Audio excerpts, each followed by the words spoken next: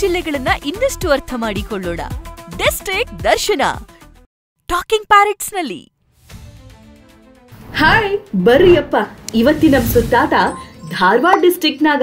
ಒಮ್ಮೆ ನಮ್ ಹುಬ್ಳಿ ಧಾರವಾಡ ಸುತ್ತಾಡಿ ಬರೋನೇನ್ರಿ. ಇತಿಹಾಸ ತಜ್ಞರ ಪ್ರಕಾರ ಧಾರವಾಡ ಪದದ ಅರ್ಥ ದೀರ್ಘ ಪ್ರಯಾಣ ನಂತರ ವಿಶ್ರಾಂತಿಸುವ ಸ್ಥಳ ಅಥವಾ ಒಂದು ಸಣ್ಣ ವಸತಿ ಅಂತ. ಶತಮಾನಗಳಿಂದಲೂ ಧಾರವಾಡ ಮಲೆನಾಡು ಮತ್ತು ಬಯಲು ಸೀಮೆಯ ಮಿಶ್ರಣ, ಪ್ರವಾಸಿಗರಿಗೆ ಒಂದು ತಂಗುದಾಣ. ಮಲೆನಾಡು ಮತ್ತು ಬಯಲು ಸೀಮೆಗೆ ಇದು ಮಧ್ಯದ ಬಾಗಿಲಾಗಿತ್ತು. ವಿಜಯನಗರದ ಅರಸರ ಧಾರವು ಕಟ್ಟಿದ ಕೋಟೆಯಿಂದಾಗಿ ಇದಕ್ಕೆ ಆ ಹೆಸರು ಬಂತು ಅಂತಾಲೂ ಹೇಳ್ತಾರೆ. ಹಾಗೆ ಹುಬ್ಳಿ ಹೆಸರಿಗೆ ಬಂದ್ರೆ ಹುಬ್ಳಿಗೆ ಹೂ ಬಿಡುವ ಬಳ್ಳಿ ಹೂಬಳ್ಳಿ ಅಂತ ಕರಿತಾ ಕರಿತಾ ಹುಬ್ಬಳ್ಳಿ ಆಯ್ತು ಅಂತ. ಕೇಳಿಸ್ಕೊಳ್ರಿ ಹುಬ್ಳಿ ಅವರೇ. ಇದೆ ಹುಬ್ಬಳ್ಳಿಗೆ ರಾಯರ ಹುಬ್ಬಳ್ಳಿ, ಎಳೆಯ ಪೂರ್ವದ ಹಳ್ಳಿ ಅಥವಾ ಊರ್ಬಳ್ಳಿ ಅಂತೆಲ್ಲ ಕರೆಯಲಾಗ್ತಿತ್ತು. ಈ ಹೆಸರುಗಳ ಹಿನ್ನೆಲೆಗಳು ವಿಜಯನಗರದ ಅರಸರ ಕಾಲದಿಂದ ಶಿವಾಜಿಯ ದಾಳಿವರೆಗೂ ಹುಬ್ಬಳ್ಳಿ ಧಾರವಾಡದ ರೂಪಾಂತರಗಳು ಸಾಕಷ್ಟಿವೆ. ಅದನ್ನೆಲ್ಲ ಇನ್ನೊಂದು ಸಂಚಿಕೆಯಲ್ಲಿ ತಿಳ್ಕೊಳ್ಳೋಣ. ಆದ್ರೆ ಈಗ ಗಮನ ಹರಿಸಿ. ಧಾರವಾಡ ಉತ್ತರ ಕರ್ನಾಟಕದ ಒಂದು ಬಹು ಮುಖ್ಯ ಜಿಲ್ಲೆ. ಜಿಲ್ಲಾ ಕೇಂದ್ರ ಧಾರವಾಡ ಆದ್ರೂ ವ್ಯಾಪಾರ ವ್ಯವಹಾರ ಮಾತ್ರ ಹುಬ್ಳಿ ಇದೆ. ಹುಬ್ಳಿ ಮತ್ತು ಧಾರವಾಡ ಅವಳಿ ನಗರ ಅಂದ್ರೆ ಟ್ವಿನ್ ಸಿಟಿ ಅಂತಾರೆ. 1962ರಲ್ಲಿ ಹುಬ್ಳಿ ಧಾರವಾಡ ಮುನ್ಸಿಪಲ್ ಕಾರ್ಪೊರೇಷನ್ ಅಂತಾದ್ಮೇಲೆ ಈ ಅವಳಿ ನಗರಗಳು ಇನ್ನಷ್ಟು ಹತ್ರವಾಯಿತು. ಬೆಂಗಳೂರನ್ನ ಬಿಟ್ರೆ ಅತಿ ದೊಡ್ಡ ಮುನ್ಸಿಪಲ್ ಕಾರ್ಪೊರೇಷನ್ ಇದೆ ಅನ್ನೋ ಹೆಗ್ಗಳಿಕೆ ಇದರದ್ದು.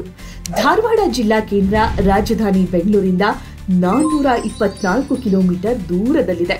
ರಾಜಧಾನಿಯಿಂದಾಚೆಗೆ ಅತಿ ಹೆಚ್ಚು ಸರ್ಕಾರಿ ಕಚೇರಿಗಳನ್ನ ಹೊಂದಿರುವ ಜಿಲ್ಲೆಯಾದ ನಮ್ಮ ಧಾರವಾಡ 5 ತಾಲೂಕುಗಳನ್ನ ಒಳಗೊಂಡಿದೆ. ಅದು ಧಾರವಾಡ, ಹುಬ್ಳಿ, ಕಲಘಟಕಿ, ನವಲಗುಂದ್, ಕುಂದಗೋಳ. ಇನ್ನು ಧಾರವಾಡದ ಬಗ್ಗೆ ನಾವೇನಾದ್ರೂ ಸರ್ಚ್ ಮಾಡುವಾಗ ಥಟ್ ಅಂತ ನಮ್ಮ ಕಣ್ಣ ಮುಂದೆ ಬರೋದು ಹುಬ್ಬಳ್ಳಿಯ ಚೆನ್ನಮ್ಮ ವೃತ್ತ. ಇದು ತನ್ನದೇ ಆದ ಇತಿಹಾಸವನ್ನು ಹೊಂದಿದೆ. ದೇಶಾದ್ಯಂತ ಫೇಮಸ್ ಆಗಿರೋ ಧಾರವಾಡ ಪೇಡಾವನ್ನ ತಿಂತ ಇನ್ನೂ ಸ್ವಲ್ಪ ಹಿಂದಕ್ಕೆ ಹೋಗೋಣವಾ ಬರ್ರಿ. ಮತ್ತ ತಡೆಯಾಕ. ತುಂಬಾ ಹಿಂದೆ ಧಾರವಾಡ ಜಿಲ್ಲೆಯಲ್ಲಿ ಪ್ರಾಚೀನ ಶಿಲಾಯುಗದ ಜನ ವಾಸ ಮಾಡ್ತಿದ್ರು ಅಂತ ಹಿಸ್ಟಾರಿಕಲ್ ಸ್ಟಡೀಸ್ ತೋರಿಸಿಕೊಡ್ತವೆ. 5ನೇ ಶತಮಾನದಿಂದ ಈ ಜಿಲ್ಲೆಯನ್ನ ಪ್ರಮುಖವಾಗಿ ಬಾದಾಮಿ ಮತ್ತು ಕಲ್ಯಾಣದ ಚಾಲುಕ್ಯರು, ರಾಷ್ಟ್ರಕೂಟರು, ವಿಜಯನಗರದ ಅರಸರು, ಆದಿಲ್ ಶಾಹಿ, ಮೈಸೂರು ಸಾಮ್ರಾಜ್ಯ ಮತ್ತು ಪುಣೆಯ ಪೇಶ್ವೆಯರು ಆಳ್ವಿಕೆ ನಡೆಸ್ತಾರೆ. ಪೇಶ್ವೆಗಳ ಆಳ್ವಿಕೆಯಿಂದಾಗಿ 19ನೇ ಶತಮಾನದ ಆರಂಭದಲ್ಲೇ ಮರಾಠಿಯ ಪ್ರಭಾವ ಇಲ್ಲಿ ಕಂಡುಬರುತ್ತೆ. ಬ್ರಿಟಿಷ್ ಆಳ್ವಿಕೆಯಲ್ಲಿ ಧಾರವಾಡ ಶೈಕ್ಷಣಿಕ ಆಡಳಿತದ ವಿಭಾಗೀಯ ಕೇಂದ್ರವಾಗುತ್ತೆ ಮತ್ತು ಜನರ ಸ್ಥಳೀಯ ಭಾಷೆಯಾದ ಕನ್ನಡ ಪ್ರಾಮುಖ್ಯತೆ ಪಡೆಯುತ್ತೆ. ಇದಿಷ್ಟು ಸಿಂಪಲ್ ಹಿಸ್ಟ್ರಿ. ಈಗ ಪ್ರಸ್ತುತ ಏನೇನಿದೆ ಬನ್ನಿ ರೌಂಡ್ ಹಾಕೋಣ. ಧಾರವಾಡ ನೈಸರ್ಗಿಕವಾಗಿಯೇ ಮಲೆನಾಡು, ಅರೆ ಮಲೆನಾಡು ಮತ್ತು ಬಯಲು ಸೀಮೆ ಹೀಗೆ 3 ವಿಭಾಗಗಳಾಗಿ ವಿಂಗಡಿಸಲ್ಪಟ್ಟಿದೆ. ಅದಕ್ಕೆ ತಕ್ಕಂತೆ ಸಾಧಾರಣ, ಮಧ್ಯಮ, ಹೆಚ್ಚು ಪ್ರಮಾಣದಲ್ಲಿ ಮಳೆ ಬೀಳುತ್ತೆ.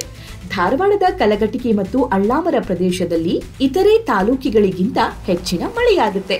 ವ್ಯವಸಾಯಕ್ಕೆ ಹೋಲಿಸಿದ್ರೆ ಇಲ್ಲಿನ ಕಪ್ಪು ಮಣ್ಣು ಹತ್ತಿ, ಗೋಧಿ, ರಾಗಿ, ಜೋಳ ಮತ್ತು ಎಣ್ಣೆ ಕಾಳುಗಳಂತಹ ಬೆಳೆಗಳನ್ನ ಬೆಳೆಯೋಕೆ ಸಹಾಯ ಮಾಡಿದ್ರೆ, ಕೆಂಪು ಮಣ್ಣು ಇದೆಯಲ್ಲ ಭತ್ತಕ್ಕೆ ಹೆಚ್ಚು ಸೂಕ್ತ.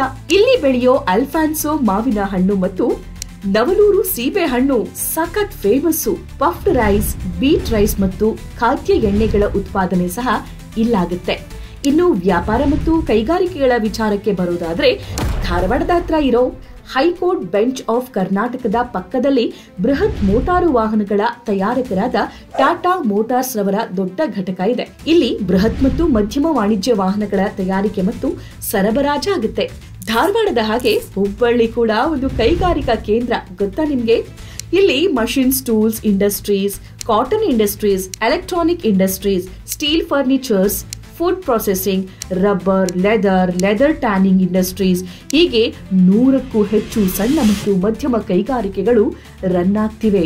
ವ್ಯಾಪಾರ ವ್ಯವಹಾರದಲ್ಲಿ ತಾನು ದೇಶದ ಪ್ರಮುಖ ವಾಣಿಜ್ಯ ನಗರ ಮುಂಬೈಗಿಂತ ಕಡಿಮೆ ಇಲ್ಲ ಅಂತ ಹುಬ್ಬಳ್ಳಿ ತೋರಿಸಿಕೊಟ್ಟಿದೆ. ಅದಕ್ಕೆ ಹುಬ್ಬಳ್ಳಿಗೆ ಛೋಟಾ ಮುಂಬೈ ಅಂತಾರೆ. ಪ್ರಸ್ತುತ ಧಾರವಾಡದಲ್ಲಿ 1 ಲೋಕಸಭಾ ಕ್ಷೇತ್ರ, 7 ವಿಧಾನಸಭಾ ಕ್ಷೇತ್ರಗಳಿವೆ. ಪ್ರಸ್ತುತ ಶ್ರೀ ಪ್ರಹ್ಲಾದ್ ಜೋಶಿ ಅವರು ಕೇವಲ ಎಂಪಿ ಆಗಿರದೆ ಮೋದಿ ಸಂಪುಟದ ಪ್ರಭಾವಿ ಸಚಿವ ಕೂಡ ಹೌದು. ಮಾಜಿ ಕೇಂದ್ರ ಸಚಿವ ದಿವಂಗತ ಅನಂತ್ ಕುಮಾರ್ ಅವರು ಇದೇ ಜಿಲ್ಲೆಯವರು. ಮಾಜಿ ಸಿಎಂ ಹಾಗೂ ಹಾಲಿ ಎಂಪಿ ಜಗದೀಶ್ ಶೆಟ್ಟರ್ ಇದೇ ಜಿಲ್ಲೆಯವರು.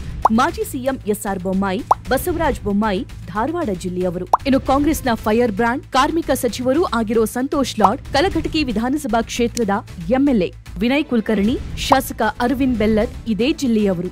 ಹಾಗೆ ಮಹೇಶ್ ತೆಂಗಿನಕಾಯಿ, ಪ್ರಸಾದ್ ಅಬ್ಬಯ್ಯ, ಕುಸುಮಾ ಶಿವಳ್ಳಿ, ಶಂಕರ್ ಪಾಟೀಲ್ ಮುನೇನಕೊಪ್ಪ, ಎನ್ಎಚ್ ಕೋನರೆಡ್ಡಿಯಂತಹ ಘಟಾನುಘಟಿ ನಾಯಕರನ್ನ ಈ ಜಿಲ್ಲೆ ಒಳಗೊಂಡಿದೆ. ಅಖಂಡ ಕರ್ನಾಟಕದ ಬಗ್ಗೆ ನಮಗೆ ಸದಾ ಎಚ್ಚರಿಸುವ ಸರೋಜಿನಿ ಮಹಿಷಿ ವರದಿ ಬಗ್ಗೆ ನಾವೆಲ್ಲರೂ ಮಾತಾಡ್ತಿರ್ತೀವಲ್ವಾ? ಆ ವರದಿ ಕೊಟ್ಟ ದಿವಂಗತ ಸರೋಜಿನಿ ಮಹಿಷಿ ಧಾರವಾಡವನ್ನ ಸಂಸತ್ತಿನಲ್ಲಿ ಪ್ರತಿನಿಧಿಸಿದ್ರು ಅನ್ನೋದು ಮತ್ತೊಂದು ವಿಶೇಷ. ಹುಬ್ಬಳ್ಳಿಯನ್ನೊಳಗೊಂಡ ಧಾರವಾಡ ಜಿಲ್ಲೆಯಲ್ಲಿ ಧಾರವಾಡದ ತಪೋವನ, ಸಾಧನಕೆರೆಯ ಪಾರ್ಕ್, ನವಲಗುಂದದ ಅಣ್ಣಿಗೆರೆಯ ಅಮೃತೇಶ್ವರ ದೇವಸ್ಥಾನ, ಕಲಘಟಕಿಯ ತಂಬೂರ ಬಸವಣ್ಣನ ದೇವಸ್ಥಾನ, ಕುಂದಗೋಳದ ಶಂಭುಲಿಂಗೇಶ್ವರ ದೇವಸ್ಥಾನ, ಹುಬ್ಬಳ್ಳಿಯಲ್ಲಿ ಇರೋ ಚಂದ್ರಮೌಳೇಶ್ವರ ದೇವಸ್ಥಾನ, ಧಾರವಾಡ ತಾಲೂಕಿನ ಮುರುಘಾ ಮಠ, ಹುಬ್ಬಳ್ಳಿಯ ಸಿದ್ದಾರೂಢ ಮಠ, 3000 ಮಠ, ಧ್ರುವತುಂಗ ಬೆಟ್ಟ ಇಲ್ಲಿನ ಫೇಮಸ್ ಸ್ಪಾಟ್ಸ್. ಹಾಗೆ ಹುಬ್ಬಳ್ಳಿ ಧಾರವಾಡದ ಜನರಿಗೆ ಕುಡಿಯುವ ನೀರಿನ ಅನುಕೂಲ ಆಗ್ಲಿ ಅಂತ ಸರ್ ಎಂ ವಿಶ್ವೇಶ್ವರಯ್ಯನವರು 1893ರಲ್ಲಿ ಕಟ್ಟಿಸಿದ ಇಂದಿಗೂ ಪ್ರೇಮಿಗಳ ಪ್ರವಾಸಿಗರ ಫೇವರೇಟ್ ಆಗಿರೋ ಉಣಕಲ್ ಕೆರೆ, ಹೀಗೆ ಅನೇಕ ಟೂರಿಸ್ಟ್ ಪ್ಲೇಸ್ಗಳು ಪ್ರವಾಸಿಗರಿಗೆ ಆಕರ್ಷಿಸುತ್ತವೆ. ಹಾಗೆ ಇಲ್ಲಿನ ಶಾಪಿಂಗ್ ಸ್ಪಾಟ್ಗಳನ್ನ ಜನ ಮಿಸ್ ಮಾಡ್ಕೊಳ್ಳಲ್ಲ ರೀ. ಯಾಕೆ ಗೊತ್ತಾ? ಸಿಬಿಟಿ ಇದೆ, ಕೊಪ್ಪಿಕ ರೋಡ್ ನಲ್ಲಿರೋ ಯು ಮಾಲ್ ಇದೆ, ಗೋಕುಲ್ ರಸ್ತೆಯ ಅರ್ಬನ್ ಓಯಸಿಸ್ ಮಾಲ್, ಹೀಗೆ ಅನೇಕ ಶಾಪಿಂಗ್ ಸೆಂಟರ್ಗಳು ಇಲ್ಲಿವೆ. ಹೇಳಿ ಕೇಳಿ ಇದು ಸರಸ್ವತಿ ಪುತ್ರರ ನಾಡು, ಅದಕ್ಕಂತಲೇ ವಿದ್ಯಾಕಾಶಿ ಅಂತ ಕರೀತಾರೆ ನಮ್ಮ ಧಾರವಾಡಕ್ಕೆ. ಇಲ್ಲಿ ಭಾರತೀಯ ತಂತ್ರಜ್ಞಾನ ಸಂಸ್ಥೆ, ಕರ್ನಾಟಕ ವಿಶ್ವವಿದ್ಯಾನಿಲಯ, ಕೃಷಿ ವಿಶ್ವವಿದ್ಯಾನಿಲಯ, ದಕ್ಷಿಣ ಭಾರತ ಹಿಂದಿ ಪ್ರಚಾರ ಸಭೆ, ಧಾರವಾಡ ಮಾನಸಿಕ ಆರೋಗ್ಯ ಮತ್ತು ನರವಿಜ್ಞಾನ ಸಂಸ್ಥೆ, ಕರ್ನಾಟಕ ಕಾಲೇಜು, ಧಾರವಾಡದ ರಾಷ್ಟ್ರೀಯ ವಿಧಿವಿಜ್ಞಾನ ವಿಶ್ವವಿದ್ಯಾನಿಲಯ, ಶ್ರೀ ಧರ್ಮಸ್ಥಳ ಮಂಜುನಾಥೇಶ್ವರ ಎಂಜಿನಿಯರಿಂಗ್ ಮತ್ತು ತಂತ್ರಜ್ಞಾನ ಮಹಾವಿದ್ಯಾಲಯ, ಕೆಎಲ್ಇ ಕಾಳಸಿದ್ದೇಶ್ವರ ಕಾಲೇಜು, ಹೀಗೆ ಸಾಕಷ್ಟು ವಿದ್ಯಾಕೇಂದ್ರಗಳು ಜ್ಞಾನದಾಹಿಗಳಿಗೆ ವಿದ್ಯೆ ದಾಸೋಹವನ್ನ ಪ್ರತಿನಿತ್ಯ ನೀಡುತ್ತೆ. ಇನ್ನು ಕೆಎಸ್ಆರ್ಟಿಸಿ ವಾಯುವ್ಯ ಸಾರಿಗೆ ವಿಭಾಗದ ಹೆಡ್ ಕ್ವಾರ್ಟರ್ಸ್ ಇರೋದು ಹುಬ್ಬಳ್ಳಿಯಲ್ಲೇ. ರಾಜ್ಯದ ಬೇರೆಲ್ಲೂ ಇಲ್ಲದ ಹುಬ್ಬಳ್ಳಿ ಧಾರವಾಡದ ಮಧ್ಯ ಸುಗಮ ಪ್ರಯಾಣಕ್ಕಾಗಿಯೇ ನಿರ್ಮಿಸಿರುವ Hubballi Dharwad bus rapid transit system, ಅಂದ್ರೆ ಇದಕ್ಕೆ ಚಿಗರಿ ಬಸ್ ಅಂತ ಕರೀತಾರೆ. ಯಾಕೆ ಗೊತ್ತಾ? ಜಿಂಕೆ ತರ, ಅಂದ್ರೆ ಚಿಗರಿ ತರ ಸುಯಿ ಅಂತ ಹೋಗುತ್ತಿದ್ದು. ರೈಲಿನ ವಿಚಾರಕ್ಕೆ ಬರೋದಾದ್ರೆ ಪ್ರಪಂಚದಲ್ಲಿಯೇ ಅತಿ ಉದ್ದದ, ಅಂದ್ರೆ 1505 ಮೀಟರ್ಸ್ ಉದ್ದದ ರೈಲ್ವೆ ಪ್ಲಾಟ್ಫಾರ್ಮ್ ಅನ್ನ ಹುಬ್ಬಳ್ಳಿ ನಗರ ಹೊಂದಿದೆ. ನೈಋತ್ಯ ರೈಲ್ವೆಯ ಕೇಂದ್ರ ಕಚೇರಿಯೂ ಹುಬ್ಬಳ್ಳಿಯಲ್ಲೇ ಇದೆ. ಇದರಿಂದ ಪ್ರತಿನಿತ್ಯ ನೀವು ದೇಶದ ಹಲವಾರು ಮುಖ್ಯ ಕೇಂದ್ರಗಳಿಗೆ ಪ್ರಯಾಣ ಮಾಡಬಹುದು. ಅಷ್ಟೇ ಅಲ್ಲ, ಹತ್ತಿರದಲ್ಲೇ ಹುಬ್ಳಿ ಏರ್ಪೋರ್ಟ್ ಇದೆ. ಸದ್ಯಕ್ಕೆ ಇದು ಡೊಮೆಸ್ಟಿಕ್ ಆಗಿದ್ರೂ ಶೀಘ್ರದಲ್ಲೇ ಇಂಟರ್ನ್ಯಾಷನಲ್ ಏರ್ಪೋರ್ಟ್ ಆಗಿ ಅಪ್ಡೇಟ್ ಮಾಡಬೇಕು ಅನ್ನೋ ಪ್ಲಾನ್ ಇದೆ. Let's see, wait and watch. ಇಲ್ಲಿನ ಜನ ಅತಿ ಹೆಚ್ಚು ಕನ್ನಡನೇ ಮಾತಾಡ್ತಾರೆ. ಹೇಗಿದ್ರು ಉರ್ದು, ಮರಾಠಿ, ತೆಲುಗು, ಗುಜರಾತಿ ಮತ್ತು ಹಿಂದಿ ಮಾತಾಡುವ ಜನ ಕೂಡ ಇಲ್ಲಿದ್ದಾರೆ. ಡೊಳ್ಳು ಕುಣಿತ, ವೀರಗಾಸೆ, ನಂದಿ ಕೋಲು ಕುಣಿತ, ಲಂಬಾಣಿ ನೃತ್ಯ, ಹೀಗೆ ನಾನಾ ಪ್ರಕಾರದ ನೃತ್ಯಗಳ ಮೂಲಕ ಇಲ್ಲಿನ ಜನ ತಮ್ಮ ಆನಂದ ಮತ್ತು ಸಂಸ್ಕೃತಿಯನ್ನ ಮೆರೆಸ್ತಾರೆ. ಕನ್ನಡದ ಆದಿಕವಿ ಪಂಪ ಹುಟ್ಟಿದ್ದು ಧಾರವಾಡದ ಅಣ್ಣಿಗೆರೆಯಲ್ಲಿ.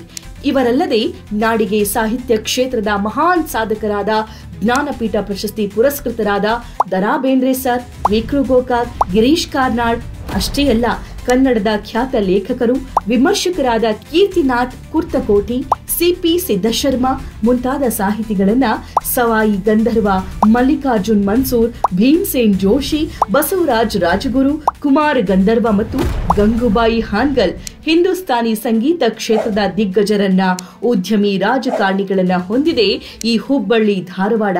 ಪ್ರಖ್ಯಾತ ಇಂಡಿಯನ್ ಕ್ರಿಕೆಟರ್ ಸುನಿಲ್ ಜೋಶಿ, ಇಡೀ ದೇಶಕ್ಕೆ ಇನ್ಸ್ಪೈರ್ ಮಾಡುವ ವ್ಯಕ್ತಿತ್ವ ಮತ್ತೊಂದಿದೆ. ಅವರೇ ಯಶಸ್ವಿ ಉದ್ಯಮಿ ಶ್ರೀ ವಿಜಯ್ ಸಂಕೇಶ್ವರ್, ಹೆಸರಾಂತ ಸಿನಿಮಾ ನಿರ್ದೇಶಕ ಹಾಗೂ ಪರಿಸರವಾದಿ ಸುರೇಶ್ ಹೆಬ್ಳಿಕರ್, ತಾರೆಯರಾದ ಶಾಂತಾ ಹುಬ್ಳಿಕರ್ ಹಾಗೂ ಲೀನಾ ಚಂದಾರ್ವರ್ಕರ್, ಹಾಗೆ ರಂಗಭೂಮಿ ಕಲಾವಿದರಾದ ಗುಬ್ಬಿ ವೀರಣ್ಣ ಪ್ರಶಸ್ತಿ ವಿಜೇತ N Basavaraj Gudigeri, all the best ಪ್ರಸಿದ್ಧಿಯ ಯಶವಂತ್ ಸರದೇಶಪಾಂಡೆ, ಹೀಗೆ ಸಾಕಷ್ಟು ಕ್ಷೇತ್ರದ ದಿಗ್ಗಜರನ್ನ ನಾಡಿಗೆ ಕಾಣಿಕೆಯಾಗಿ ಕೊಟ್ಟಿದೆ ಹೆಮ್ಮೆಯ ಧಾರವಾಡ. ಇನ್ನೂ ಯಾಕ ಬರ್ಲಿಲ್ಲವ ಹುಬ್ಬಳ್ಳಿಯವ? ಈ ಹಾಡಿನ ಸೊಗಡು, ಇಲ್ಲಿನ ಭಾಷೆಯ ರಗಡು, ದಕ್ಷಿಣ ಕರ್ನಾಟಕಕ್ಕಿಂತ ಸಂಪೂರ್ಣ ವಿಭಿನ್ನವಾಗಿ ತಮ್ಮದೇ ಶೈಲಿಯಲ್ಲಿ ಮಾತಾಡುವ ಮಂದಿ, ಹುಬ್ಳಿಯ ಪೇಟ ಧರಿಸಿ ಜೋಳದ ರೊಟ್ಟಿ ಜೊತೆಗೆ ಶೇಂಗಾ ಚಟ್ನಿ ತಿಂತ ಖಡಕ್ಕಾಗಿ ಹೇಳೋದಿಷ್ಟೇ, ಬರ್ರಿ ಸಾಬ್ರ ಮತ್ತೊಂದ್ ರೌಂಡ್ ಹೋಗೋಣ. ಟಾಕಿಂಗ್ ಪ್ಯಾರೆಟ್ಸ್ ನ ಲೈಕ್ ಮಾಡಿ, ಶೇರ್ ಮಾಡಿ, ಸಬ್ಸ್ಕ್ರೈಬ್ ಮಾಡಿ. ನಮಸ್ಕಾರ.